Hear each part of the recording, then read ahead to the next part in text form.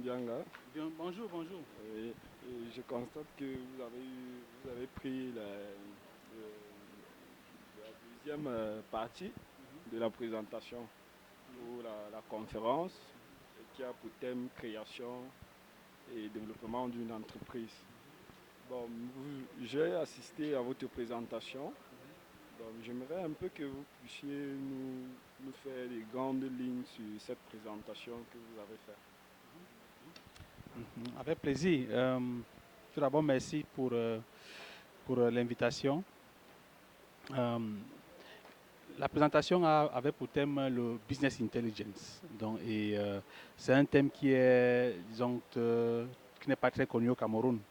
Donc, le but primaire, c'était de le faire découvrir à nos compatriotes et qui comprennent qu'est-ce qui se cache derrière ce thème. Et puis le potentiel qu'il y a derrière. Et bon, c'est ce que nous avons fait. Donc, je crois que nous avons atteint les objectifs, c'est-à-dire non seulement faire découvrir la solution, la faire comprendre, la faire apprécier, et puis aussi amener un certain intérêt pour le futur. Donc, les bases ont été mises. Bon, en fait, les grandes lignes, c'est quoi? C'est du business intelligence, c'est de prendre des décisions, donc savoir prendre des décisions. Ces décisions, c'est quelque chose que l'on prend dans la vie de tous les jours. Donc, et que ce soit dans le privé ou alors que ce soit dans le monde des affaires. Et dans le monde des affaires, c'est un monde qui coûte cher. Donc, quand on prend une décision dans le monde des affaires, il faut savoir la prendre et la baser sur des faits réels, des données qui ont été calculées. Et ces données viennent de notre entreprise. Donc, c'est pour ça qu'il était important pour moi de faire ressortir cela et de démontrer montrer exactement comment ça fonctionne. Donc, et à l'exemple d'un logiciel, ici ClickView, démontrer vraiment comment est-ce qu'on peut quitter des données qui sont dans l'application à une décision qui permet de sauvegarder beaucoup d'argent. Et après, nous avons parlé du potentiel au niveau du Cameroun, au niveau de la formation de la jeunesse, et surtout le potentiel comme nouvelle source, comme nouveau cadre de formation qui permet à cette technologie de prendre pied dans ce pays. Une technologie qui, au niveau du monde entier, fait déjà des milliards de chiffres d'affaires. Donc, et si nous pouvons l'intégrer au Cameroun, ça va donner beaucoup d'emplois aux jeunes dans le futur, et non seulement qui vont devenir concurrentiels au niveau national, mais aussi international, parce que c'est un domaine qui est en expansion. Voilà. Monsieur, j'ai suivi votre présentation, mais réellement, avec le niveau de vie qu'on a ici, notamment en Afrique, pensez-vous vraiment que votre présentation était portée sur la haute technologie? Pensez vraiment qu'on peut adapter ça dans nos entreprises ici en Afrique, et notamment au Cameroun? Oui, définitivement. La technologie n'est qu'un outil. La technologie est un outil au service de l'homme, donc aux besoins que nous avons tous les jours. C'est pour ça qu'on développe la technologie. Donc, s'il n'y avait pas un besoin général, la technologie ne serait pas développée. Et la technologie n'est pas développée pour des pays particuliers. Toute technologie est développée pour tous les pays du monde.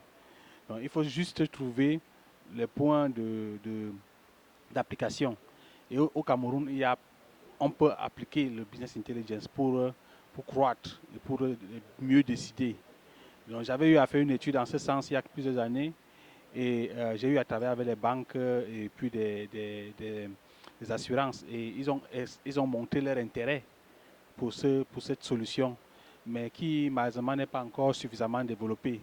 Donc il s'agit ici de vraiment trouver des voies et moyens pour la faire mieux connaître au Cameroun. Et parce qu'en fin de compte, non seulement elle va permettre aux décideurs des grandes entreprises et même moyennes entreprises de mieux prendre des décisions et d'épargner beaucoup d'argent, mais aussi de croître avec la certitude qu'ils prennent les décisions sur des données, sur des faits réels qui peuvent les faire progresser. Et ça, ce n'est pas quelque chose qui est seulement réservé pour d'autres pays, mais pour tous les pays du monde. Je constate que beaucoup de jeunes entrepreneurs sont venus aujourd'hui. quels conseils pouvez-vous leur donner afin qu'ils puissent développer leur propre business? Au cours de différentes présentations, il y a eu beaucoup de conseils qui ont été donnés. Donc, et c'est clair, un jeune entrepreneur de nos jours doit être quelqu'un de très de flexible, et il doit être quelqu'un qui est toujours en mouvement, qui cherche à comprendre. Il cherche à comprendre les différentes procédures dans la gérance d'une entreprise, et surtout le thème du risque et de l'éthique qui sont très importants pour qu'il ne chute pas. Donc, il faut comprendre que le jeune entrepreneur camerounais a beaucoup de challenges. Donc, parce que la formation qu'il reçoit n'est pas toujours appliquée.